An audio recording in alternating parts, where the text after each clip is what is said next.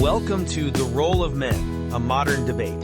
I'm Marcus, and today we're tackling one of the most misunderstood topics in gender equality: men's involvement in feminism. For too long, gender equality has been framed as a women's issue, but is it really? And I'm Zoe. Great to be here, Marcus. You know, I'd argue that framing gender equality as just a women's issue actually hurts the cause. The data shows that men are both affected by gender inequality and needed as allies for real progress. Needed as allies? Look, I get that men should support equality, but let's be real. Women have been fighting this battle for centuries while men have enjoyed the benefits of a system designed for them. Shouldn't women lead this fight without men trying to take center stage? I hear what you're saying, Marcus, but this isn't about men stealing the spotlight. It's about recognizing that gender stereotypes trap everyone. When boys are told from infancy that men don't cry or to man up, they're being harmed too. Research shows this emotional repression leads to higher suicide rates among men, more substance abuse, and less ability to form deep friendships. Sure, but these problems pale in comparison to what women face. Women deal with wage gaps, sexual harassment, and systematic discrimination in nearly every field. Men still hold most positions of power globally. How can you compare these issues? I'm not comparing suffering, Marcus. This isn't the oppression Olympics. But refusing to acknowledge how rigid gender roles hurt men too actually prevents progress. When men can't express the emotion except through anger, when they're taught that seeking help is weakness, that directly feeds into toxic behaviors that harm women. Wait a second. Are you suggesting that men's mental health issues cause the oppression of women? That sounds like you're excusing bad behavior. Absolutely not. Men are 100% responsible for their actions.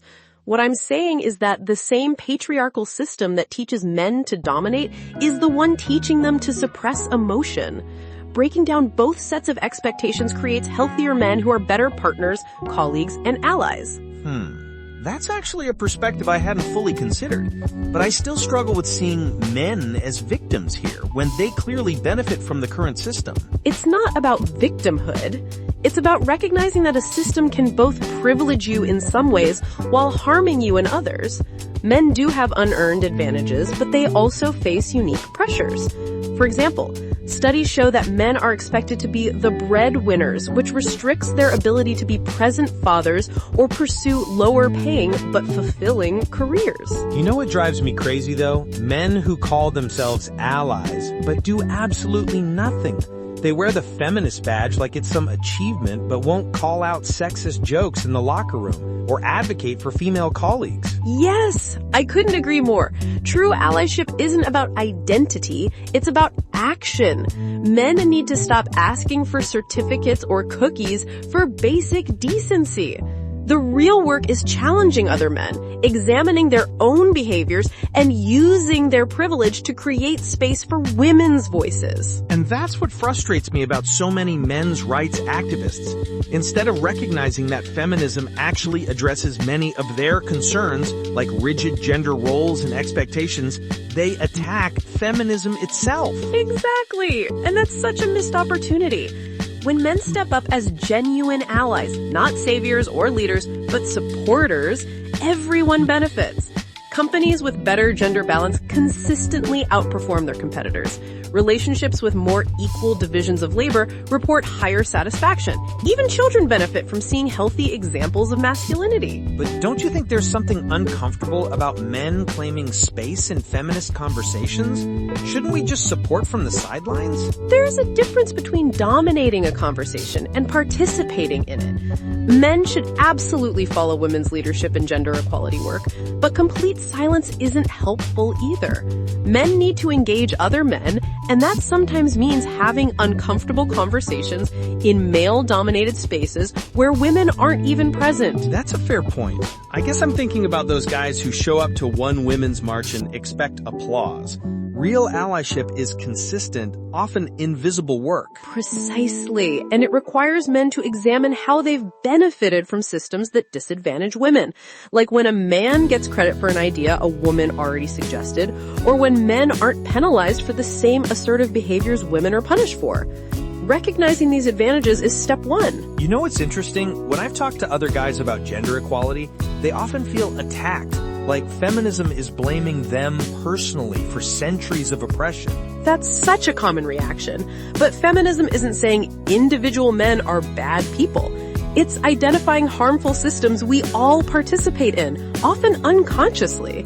Helping men see that these systems hurt them too can be a bridge to understanding. Like how the pressure to be stoic and never show weakness leads so many men to bottle up emotions until they explode, or avoid seeking mental health help? Exactly.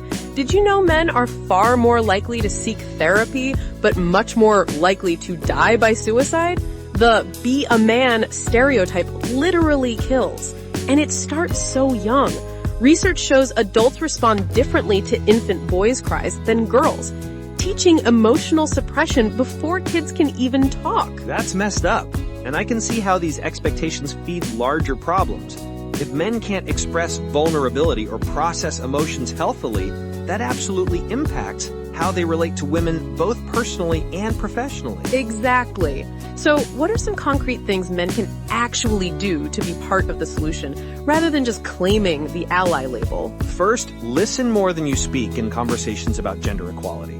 Second, amplify women's voices rather than repeating their ideas as your own. Third, challenge sexist behavior when you see it, especially when women aren't in the room. Yes, and I'd add, examine your own biases, distribute household labor fairly if you're in a relationship, and mentor women professionally without expecting anything in return. These actions shift culture in meaningful ways. I think we also need to create spaces for men to discuss healthier versions of masculinity, not to center men in feminism, but to help them process and grow so they can be better allies. That's so important. Men need to see that gender equality isn't about taking something away from them.